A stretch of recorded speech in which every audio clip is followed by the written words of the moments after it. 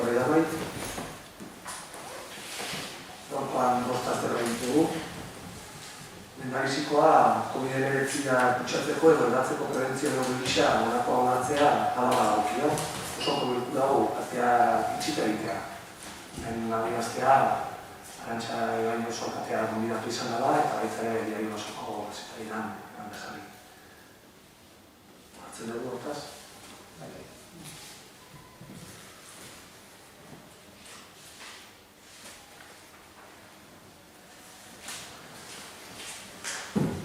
Bigarren aztergaia aurreko bilkurari 2008ko azaroaren 26koa dagokion akta zirrorroa onartzea, hala badagokio. Honen inguruan badago ekarpenik edo dagokizunik.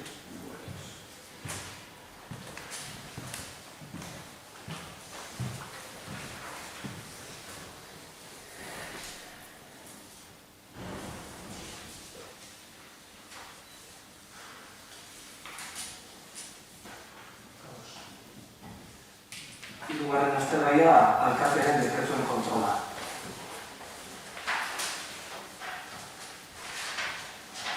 Galderarik, eskaririk.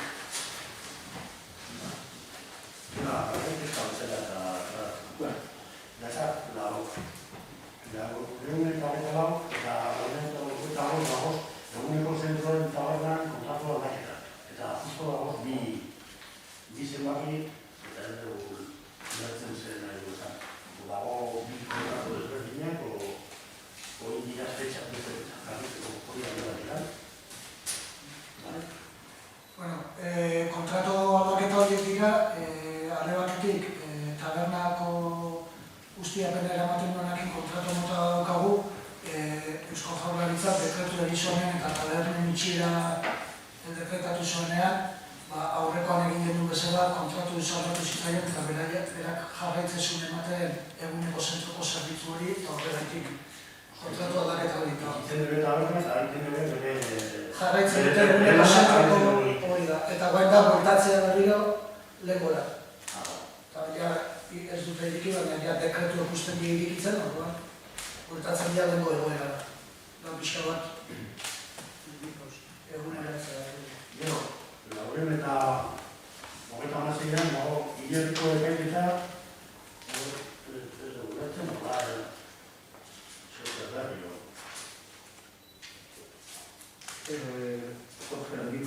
Bai, epaikerik abidatzen dela. Badakizue herritar batek kontentzioso bat jarri zuela, bai?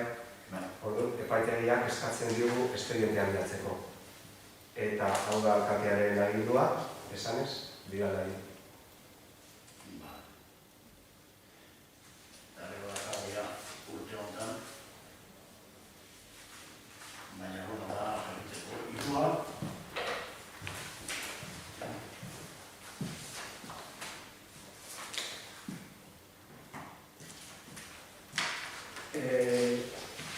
Gaizki ez banabil, hau egin dara da aholkularitza eta ez banabil gaizki debek esan bitartez da pixkat kartzen gizakia eta historia horreko baiara eta behin horietan ipatu dugun proiektuen inguruan pixkat hori bideratzen hasteko, asmoa hori esekutatzen hastea da, pixkat aholkularitza hori kontratatzea. Hauten eta zatuan urtentzea eta pixatea bagelako kontu hori. Eta errebazioa amailua, animazio kontratu jaratzeko ordua hori zen edo. Itzen dugu aldatzeka orduakin, no? Hor izango zen berriro ere bere garaian egin zen kontratazio albareta animazioan, eguneko zentroan, ordu gehiago jarriz, orain erabiltzaileak gutxitu direnez eta ikusten dute leheko orduekin nahiko dela eta bultatzen da lengo. Orduekin. Nire adetetan orduetan ez izan. Horrenan eta hori nari, bideo berriko horrenantza borrozanak kendean behar. Huize puntuta dago, egin trabatu behar baina... Pentsatzen dut,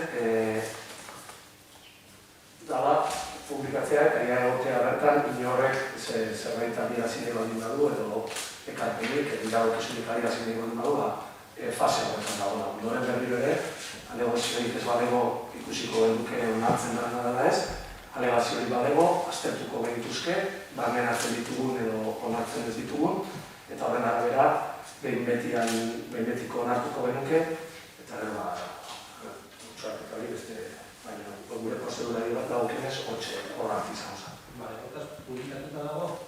Ja, Pentsatzen eta horrela erabakia republikatu izan ari.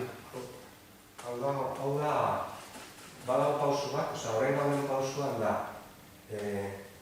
herritarrek egin zituzten ekarpen batzuk, zuek ere bai, horrekin testo bat egin da, eta esaten zaila herritarrei. Testo bat osatu dugu.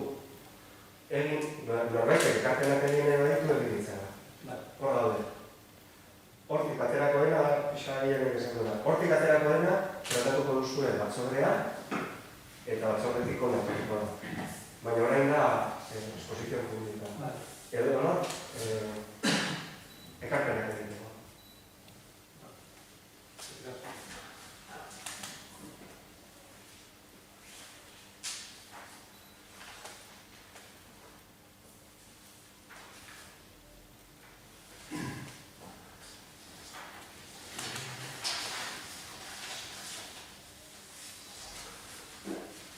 Laugarren aztergaia Bialain enpresak kudeatutako 2008ko trafiko izunei buruzko alkate dekretoren kontrola.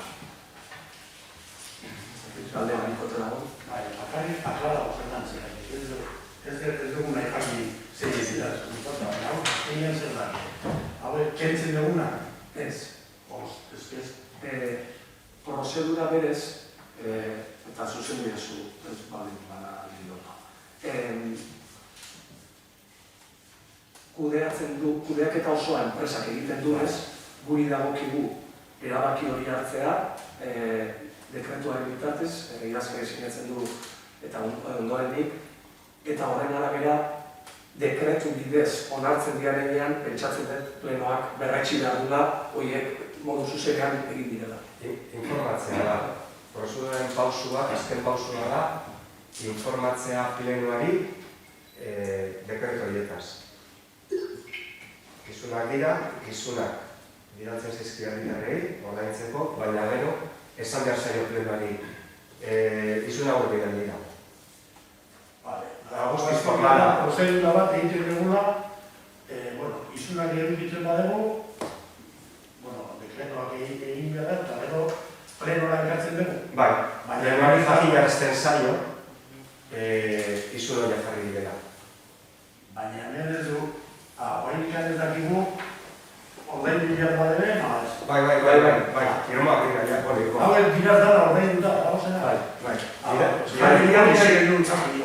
Erdia dago zeo zen, aklaratzeko bakarrik, esaten dut, ez dakigu, multa da, ingreso bezala, izena ordaintzen dure, o bestela ia batu ez dagoz, batu ez azo egin dugu eta ez dure ordain. Hau da jakinarazpena. Hau da, herritarrei edo informazioa egin duenari, bidali zaio dokumento bat esan ez. Egun honetan, hau egin zenuen, infrakzioa hau egin zenuen. Ulertzen dut, eta izenak eta zerren eta horan, baina ikusi genuen horrela, horria eta ez genuen ulertzen ditzen eta zen. Horren, karla.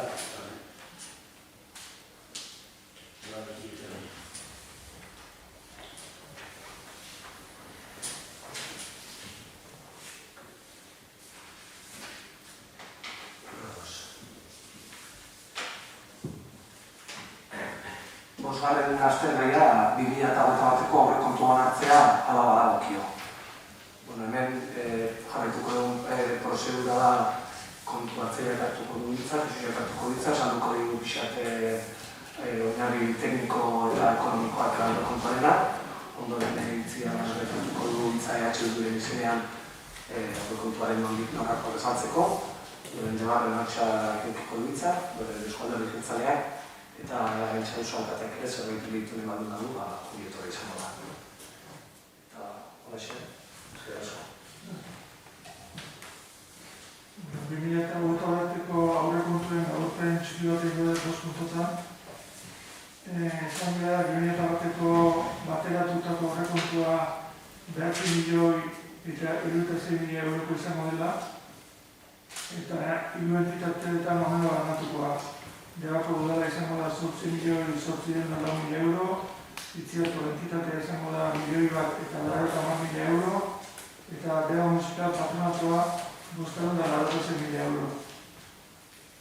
Bigarren puntuan, kapituluak desglosea nola geratzen da laburpenean, diruzarreran aldetikan, zuzeneko zergak 126 da aurrekontuan, zerakako zergak 120, kasak eta bestelako zarrerak 116, transferentzia arruntak 156, inbertzio errealen inoren ganatzea hori da Elisburuko partzela 930.000 euroko aprobetxamentuak, kapital transferentzia dira 95.000 euro, 120, eta azkenikan finantza pasiboak mailegoa eskatzea dozenak 930.000 eurokoa 1,5. Dira diru zarrearen aldetikan. Gaztuen aldetikan, pertsonal gaztuak dira 1,21 aurrekontu osorekiko, ondasun arrunten eta zerbitzuen erosketa 1,47, transferentzia arruntak 1,6, inbertzio errealak 1,12, eta finantza pasiboak amortizatzen den diru kopurua 1,4.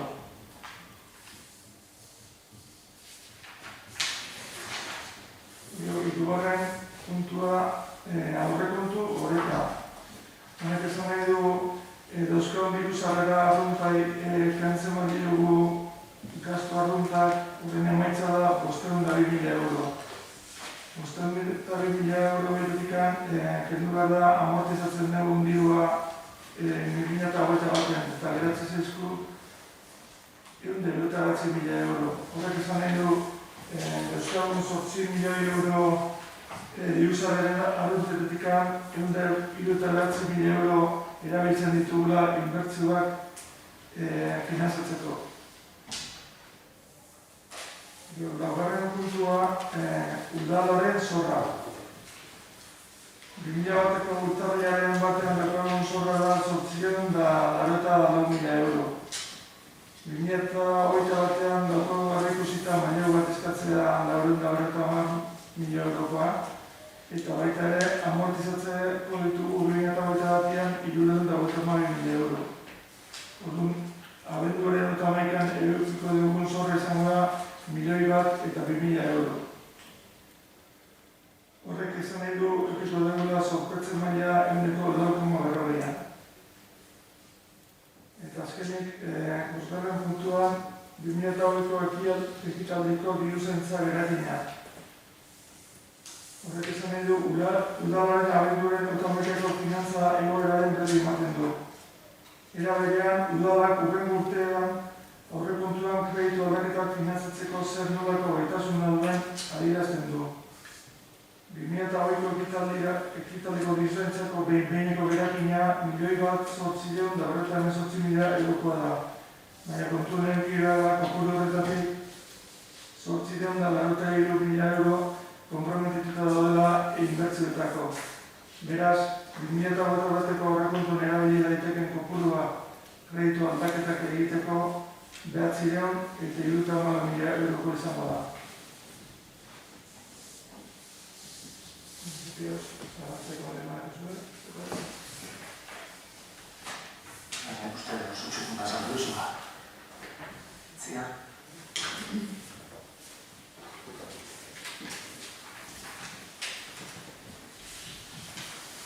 Bueno, 2021ko aurrekontuak lantzerakoan udazkenean hasi ginen, eta hainbat astetan, azte luzetan, buru belarri aritu da aurrekontuak lantzen.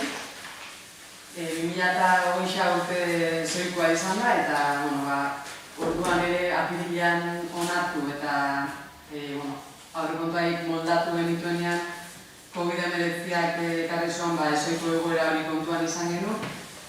Eta 2021 bateako ere oso importante iruditzen zaigu udalak kudeatzean ardura dakaunean zuhurtzi asko jartzea. Udal gobernuak ondoriko oinarrixak hartu ditu kontuan, aurrekontu zirriborroa lantzeakoan, eta zirriborro horren gainean gero bideo azken asteonetako honetan zehar aurrekontu definitiboa adosteko bidea. Oinarrixak hau izan dira. Batetik, lehen aipatu duen bezala, pandemiak sortutako egoera aintzat hartzea, gobernu plana bide horri edo oinarri nagusi hartzea eta neurrixak gauzatzen jutea, urtez urte, gizarte politiketako eta berdintasuneko batzordiak indartzea, euskera sustatzen jarraitzea eta kirol eta kultura jarduerak balian neurrian berreskuratzea 2020ko urtearekin konparatuz, ingurumenean eragina duten ekintzak aurreikustea, 2020an landutako merkataritza berrindartzeko plana aintzat hartzea, aurrekontu hauek lantzeakoan, eta udalerria hobetuko duten proiektuak edo inbertsioak aurreikustea. Momentu hontako edo egungo realitate honetatik abiatuta, 2020 arteko aurrekontuak herritarron bizikalitatea eta ongizatea hobetzeko asmoz osatu ditu. Batetik, gizarte politikei dagokionez, adinekoen prebentzioa eta eurei zuzendutako zerbitzuak indartzea izango helburutako bat, sartzaro aktiboa lantzeko jarduerak bultzatuz, tartean. Herritar zaurgarrienei ere diru-laguntzak ematen jarraitzeko asmoa eta diru-laguntza horiek ere indartzeko asmoa erakusten dute aurrekontu hauek, gizarte larrialdi eta bakarkako laguntzak adibidez edo elikagai bankua.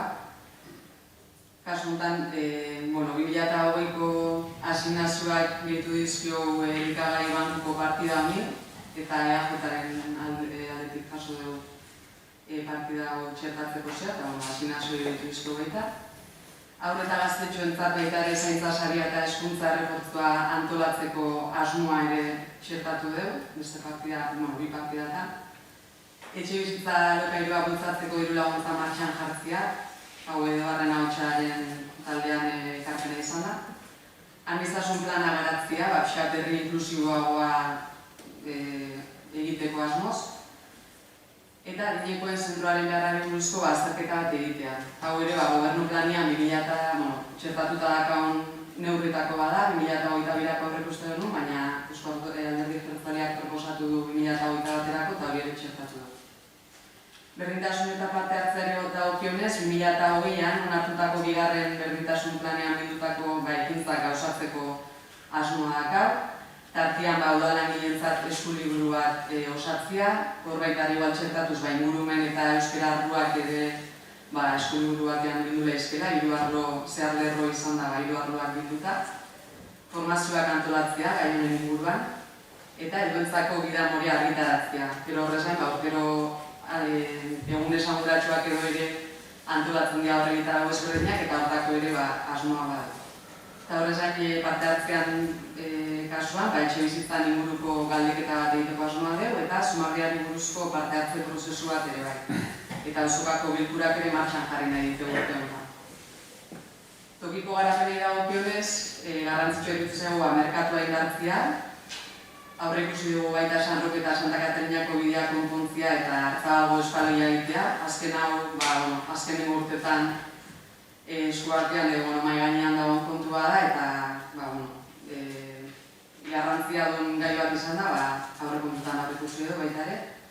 Bertako merkataritza sustatzeko ekintza gauzatzea, leheno aipatu duten plan horren arira. Naturbideak balioan jartzea, eraikin publikoen ziurtagiri energetikoa egitea, aldaketa klimatikora egokitzeko ekintza plana osatzea, hezkuntza eta kirol instalazioetan ekintzak egiten jarraitzea, adibidez Luzaroko aterpea eraiki, aurreskolan persiana jarri, Errotasarren ere futbol zelaian ledarriak instalatzea eta udalantolaketa dagokionez, aparkalekuen berrantolaketa lantzen hasia gea eta helburua da uda berrixan hori martxan jartzea, horrez gain argiteria publikoa ere eguneratzen hastea, hainbat ordenantza hitzarmen edo zerbitzu kontratazio eguneratzea, udal egunia berritzea, fitxaje sistema ere ezartzea, eta gero desfibrila gune berriak sortzea, kiroldegian eta futbol zelaian badaude, baina iruditzen zaigu herri gunean eta hondartzako gunean ere importantia izango litzakela eskura horrelako guneak sortzea. Eta horrez gain, gainontzeko alderdiekin, Itziarko auzodalarekin edo Itziarko enpresa parkearekin eta udalerriaz gaindiko instituzioekin elkarlanean jarraitzeko ere asmoa bada. Kultur eta herri ondareari dagokionez, euskarari bultzada ematen jarraituko dugu. Horrez gain, kultur jarduerak indartzea nahiko genuke, egoerak ahalbidetzean neurrian. Gazta eta gizakia edo historiari buruzko proiektua ere martxan jarri nahi dugu. Eta festa izaera duen jarduerentzat, Debarren eguna, Sarrotia, San Juanak, Euskal Jaiak, izale hortako jarduerentzat diru poltsa bat sortu dugu. Eta ikusiko dugu, egoera honetan, oraingoz ezin duenez aurreikusi zer egiteko aukera egongo da, eta nahiz eta dan honeko genuken urte ohikoa izatea 2021 eta itaragoak aurreko urtietan antolatu dian bezala antolatzea, zurtzea askokatu nahi dugu eta ikusiko dugu hastiak eta hilabeteak aurrera junala zer antolatu daiteken eta zer ez. Kontu hartzaileak aipetu duen bezala, udaleko aurrekontua, Debako udalekoa, 8.800.000 eurokoa izango da, auzo udalekoa 1.090.000 eurokoa, eta udalen kasuan 850.000 euroko euro aurreikusi ditugu inbertsioetako. Horietatik esanguratsuenak, lehen aipatu duten Luzaroko eskolako aterpia, Hartzabalago espaloia, hor Gipuzkoako Foru Aldundiarekin harremanetan gaude eta elkarlan horretan diru laguntza ere zerbait elkarlan hori aurre ikuste dut. Sarrok eta Santa Kataliniako bideak baita ere, 1.000 euro, kasu horretan. Arrantzale kalia atontzia, horreka ondoko gune hori nahiko iztu geratzea, eta ikuste dugu hor zerbait inbiarra dagoela, ordan hori pixkat txukuntzia izango ditzake helburua. Gaztelekoan lehioak aldatzea, hor 22.500 euroko partida bat aurreikusi dugu. Lehen aipatuten futbol zelaiko lerardiak, hor 50.000 euro. Padelpistak tiroldegian gainean edo instalatzea, hori Debarren auzoan ekarpena izan da. Aurreskolan presiana jartzea, aldatz puntoian saria, 6.000 euroko aurrekontua horrek. Webunia berritzea eta gero Kalbeton Zumardiko fatxada, hor eraikin horretan Debako udalak 115ko propiedadea edo du, eta orduan 1.000 euro aurreikusi ditugu, aurra hori egiten denean gutxienez diru hori eduki dezagun. Irutze zaigu, aurrekontu hori katua eta potentzia osatu dugula 2021ako, eta alkateak aipetu duen bezala,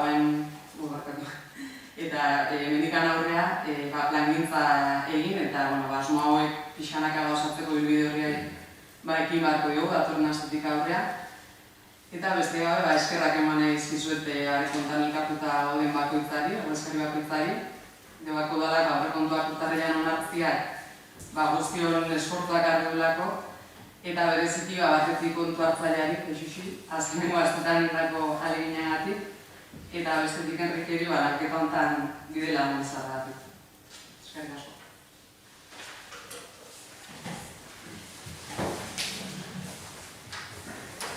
Bueno, a ver, antes de tomar la decisión, unos breves comentarios. Bueno, en primer lugar, me gustaría hacer una pequeña reflexión sobre el año 2020 que acaba de finalizar y aunque no tenemos todavía la liquidación definitiva, tenemos una estimación muy cercana a lo que va a resultar. Somos conscientes de que el año 2020 ha sido un año muy difícil en todos los ámbitos y, por supuesto, en lo que se refiere a la gestión de los recursos del ayuntamiento. Ha estado marcado por la pandemia, lo que ha requerido de una especial atención a los servicios sociales y a la actividad comercial y hostelera, lo que ha dificultado la consecución de otros proyectos más ambiciosos que se puedan haber hecho. A pesar de todo esto, consideramos que estos presupuestos han sido un poco o demasiado conservadores. Como consecuencia, hemos tenido una desviación importante del menor gasto en capítulo de personal, 256.000 euros, que si hubiésemos conocido con la antelación, hubiésemos sido mucho más exigentes, pues podríamos haber actuado de otra forma, hubiésemos realizado alguna inversión o alguna actuación. Esto nos debe servir como experiencia para que en un futuro el Ayuntamiento elabore unos presupuestos más acordes a la realidad y llevar un seguimiento y control más cercano con el objetivo de conseguir una gestión más eficiente de los recursos. Bueno, ya en lo que respecta al presupuesto de 2021, comentar que este año también van a estar marcados por la pandemia y por lo tanto vamos a tener una gran incertidumbre. Por ello, el Ayuntamiento podrá aprender del año anterior y efectuar una gestión más eficiente de los recursos y aprovechar para realizar inversiones y estudios importantes de cara al futuro.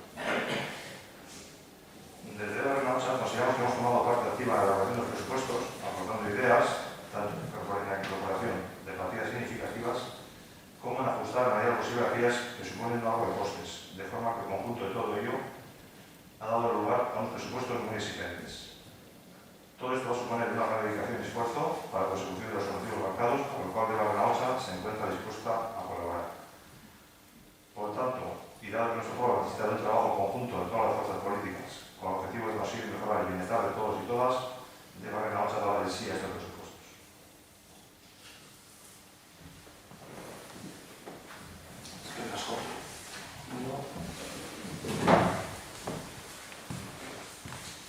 Bueno, quería comentar de manera general que bajo nuestro punto de vista estos presupuestos, sobre todo los borradores anteriores, no dan respuesta a las líneas estratégicas que creíamos convenientes para el desarrollo de DEVA, para su futuro. No veíamos compromiso en las cuentas ni esa estrategia que reclamábamos. Para intentar corregir esa situación en el proceso de negociación y durante el trabajo en las mesas de los presupuestos hemos hecho una serie de propuestas. En concreto eran 5, marcadas por las líneas de refuerzo de las ayudas sociales a colectivos y personas necesitadas y la dotación de una partida para los alimentos. La segunda propuesta era garantizar el despliegue de la banda ancha en el medio rural de DEVA. La tercera, impulsar el desarrollo del polígono industrial de Itziar. La cuarta, el proyecto de una residencia para la tercera edad en DEVA. Y la quinta, la elaboración de un plan estratégico para el desarrollo turístico y comercial. De estas 5 propuestas, solamente se han reflejado en el presupuesto lo que son en partidas las relativas a las políticas sociales y el compromiso por parte de la entidad autónoma de Itziar en lo relativo al despliegue de la banda ancha dentro del proyecto de despliegue que está liderando la Diputación. En ese sentido estamos satisfechos por haber podido ayudar a encaminar esas acciones, pero de nuestras propuestas, al margen de no reflejarse ninguna partida concreta, tampoco se nos ha dado ninguna garantía de compromiso. Eso ya lo comentamos en una reunión de negociación y ahí veíamos un punto débil. Son propuestas algunas recurrentes, como la residencia de la tercera edad y el plan de desarrollo turístico y comercial, comprometidas en otros acuerdos previos de otros años. Y por otro lado, vemos que la negociación de estos presupuestos se ha puesto más empeño en buscar apoyos que en dar un sentido global a todos los presupuestos, nuestra visión. El apoyo de nuestro grupo hubiera sido muy sencillo de conseguir. A nivel económico y presupuestario no suponía grandes partidas, pero eso sí implicaba un compromiso firme y un esfuerzo en la gestión. Eran líneas complicadas y de mucho trabajo. Parece que la voluntad del Gobierno ha sido no favorecer ese consenso y nosotros recogemos el testigo. En consecuencia, no podemos apoyar los presupuestos y vamos a votar en contra.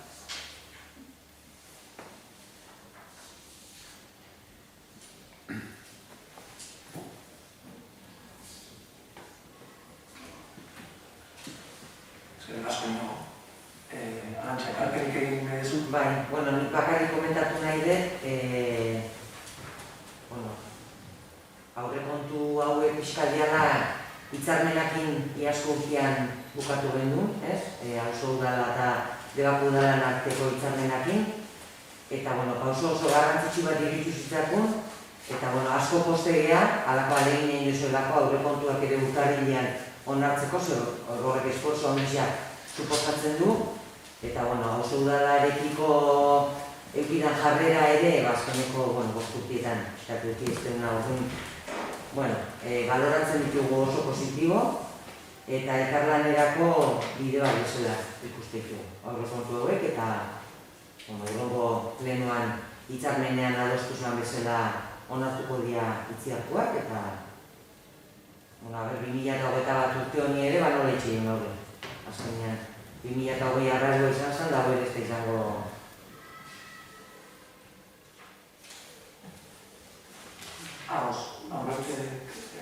Argizenik edo egin dian kartenen inguruan.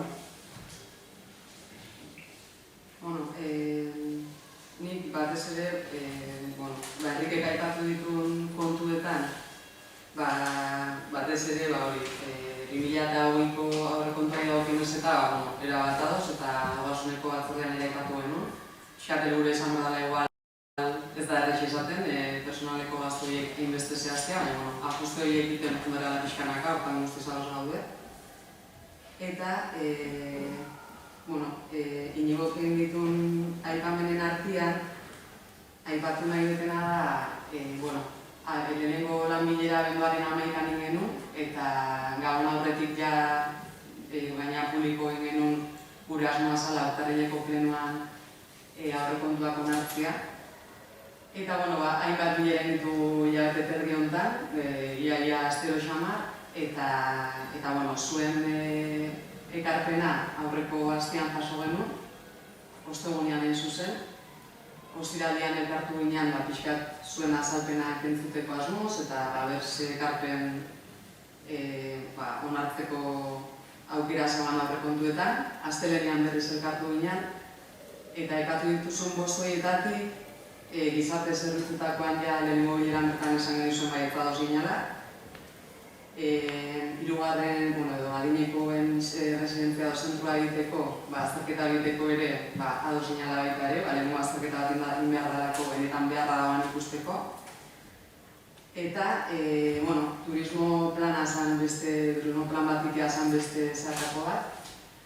Eta Diogesakin harremanetan jarri ginen, eta garbi azaldu genizuna izan zen, 2008an urte bukaeran Diogesakin duala eskualdeko plan bat. Eta horrezaren Dioa berak ere badula 2008ko plan bat, oraindik ere ekintzak zehartzeko dituna.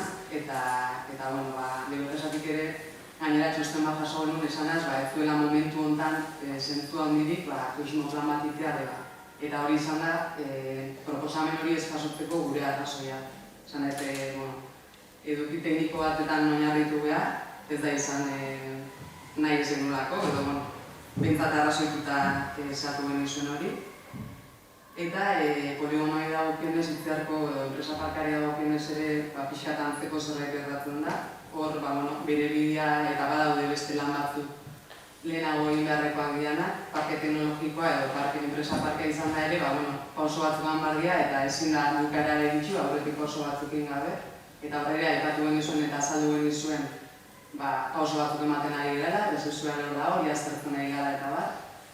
Orduan, nik uste, beste behin garbi azaltzen dela, nahiz eta lanketa nahiko sakona egin eta nik uste danok eukidula borondatia, baina ez dugu oso ulertzen kontrako bozka izatea. Benetan, elkarlanerako prest zaudetela esaten dezuenean beti. Gero elkarlan hori, ez da igualain ordenantza fiskaletan ere antzeko zera gertatu zen, beste behin errepikatzen da hau. Orduan, gustatuko litzai egote behintzat, gainontzeko lanketetan garbiagoak izatea hasieratik eta ez lanbileretan ekarpenak zuek jaso eta azkeno momentuan hori azaldu eta azkeno momentuan zuen ekarpena egin eta gainera guk arrazoitu zein dian ekarpen horiek ez jasotzeko arrazoi horiek eta pixkat zentzu hortan bakoitzak bere bozkan norberak erabakitzen ditu noski eta erospenagarriak noski. Baina, ez dugu oso bidezkoa egiten dira esan, kontrako bozka izatea. Besteik.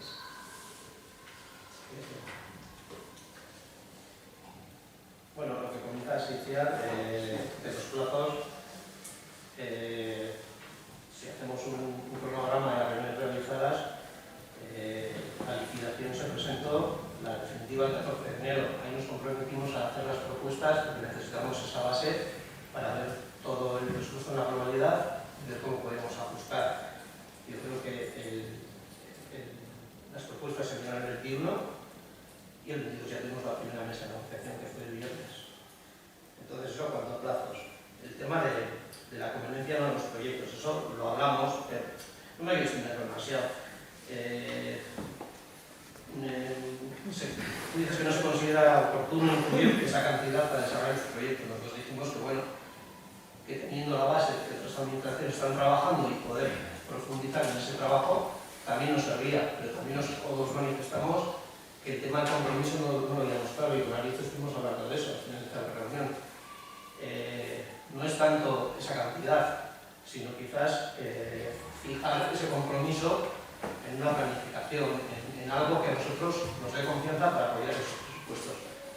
Lógicamente es legítimo votar en todos los sentidos. Es lo que hemos logrado, hemos hecho aportaciones y la intención ha sido mejorar el borrador que teníamos. Ahora nuestra posición es un no por este tema, porque son temas recurrentes que se han trasladado de un año a otro y no hemos avanzado nada. No tenemos confianza para desarrollar esos trabajos. Eso es un poco el sentido del voto. Bueno, nik ere ez dut asko luzatu nahi, baina aurreko urtetatik datozen proposamenetako bakarrenetako esango nuke, ez dakit oker nahon, adineko erresidentzian azterketa hori esango nuke dela. Eta, esan dituzu, egin ditugun bilera horietan, naiz eta likidazioa urtarrilaren 14 neuki, abenduan bileretan hasi ginean azaroa arteko likidazioa genuen, eta iruditzego horren gainean ere lanketa egin daitekela, eta horren saion gabe, gainontzeko jardun dugu aurrekontu zerriborroa egiten, likidazioa naiz eta ez izan urteo bukaeran artekoa, baina eta gero, beste plan horien inguruan ez da nik esaten dutela, DBG-sakoek ere esan zuten, eta iruditzen zaigu gauza horietan, 10.000 euro, 12.000 euro gastatzea, izan berdala beharra dagoen momentutan. Ez aurreko plan batzu bat daude eta ekintza batzuk egiteko bat daude, ez dugu beste bat ingo. Lehenengo basmoio bukatzea, esku artean ditugun gauzak, eta ondoren, dagokionean, ingo bat beste. Hori dago ditzu.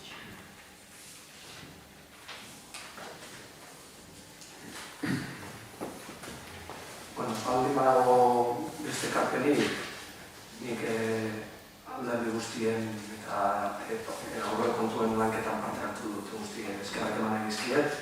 Danok aipatu dugu pixka nondik etorri geran, zuhurtziakin zerratikan jokatu genuen eta bat. Nabarmentzekoa da pixate aurreikuspenak egiteko egondan zaitasuna, 2008an zehar. Krisi egoera bat eukiko genula aurreikuste genuen, baina aurreikudeak eta nola izango zen ez genekin.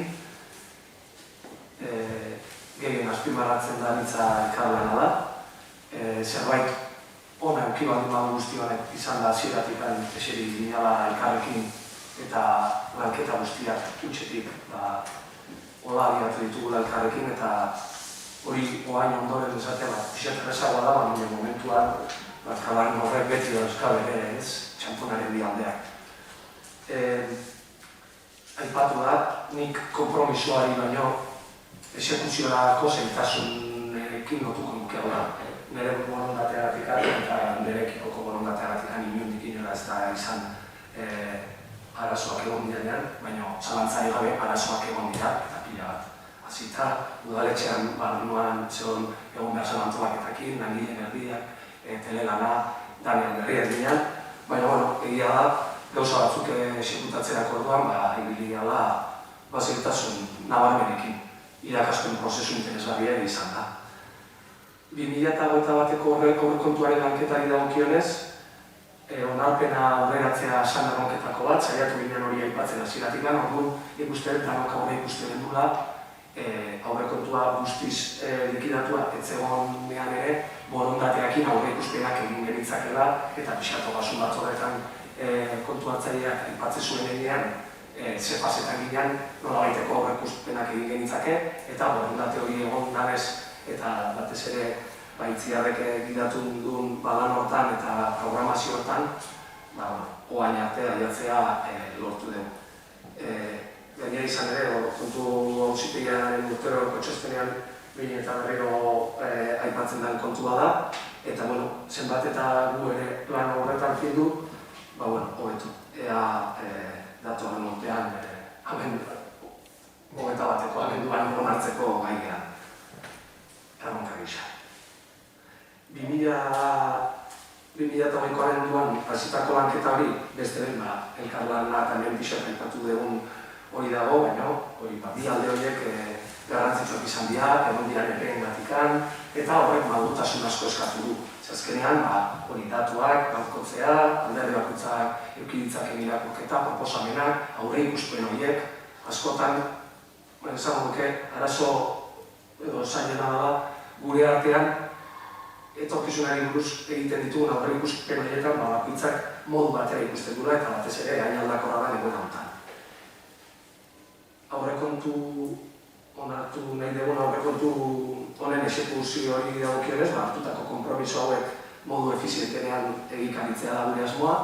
Hor, bi alderdiek, bai Eusko Alderdi Jeltzaleak eta Debarren ahotsak aipatu duten hobetu funtzionatze hori gure asmoa ere bada, eta horretan jarri dako bera buru belarri.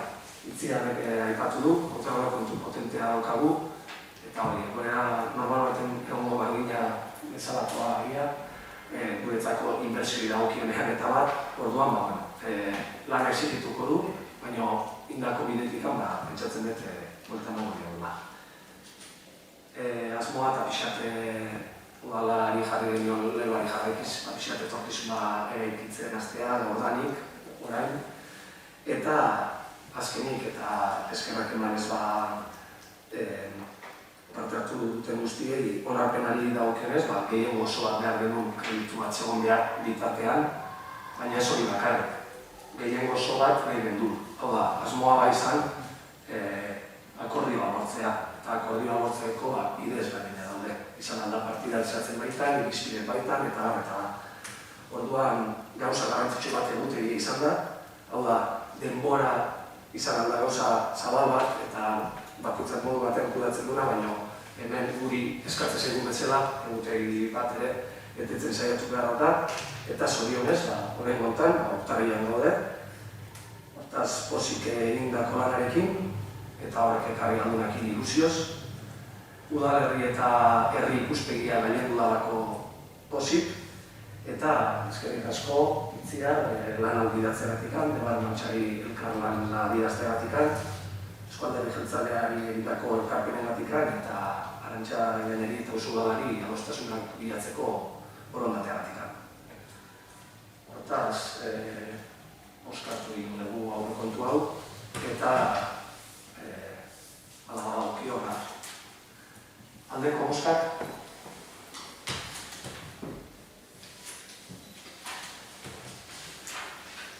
Aurkako boskak. Hortaz, 2021ko aurrekontua gehiengo osonatu da aldeko 10 bozkarekin eta aurkako 3 bozkarekin. Eta gaurko osoko bilkuraren azken aztergaia eskaini eta galderak.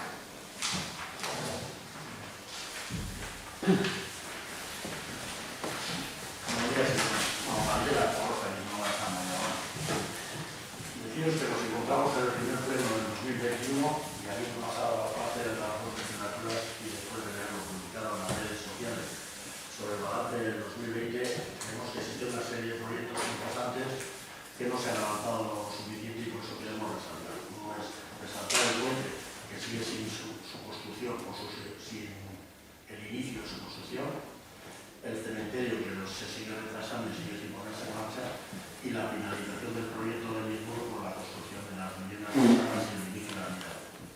Desde el lugar en marcha que hemos estado dispuestos a colaborar en su desarrollo, pero exigimos que se tomen medidas necesarias y agilizar su gestión.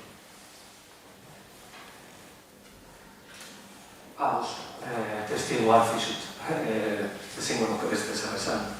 Interes oso daukagu hilerria leketazkaren martxan jarrai dadin. Badakizu, erdian zer daukagu negoziazio horietan. Zubiaren eraikuntza duela TBT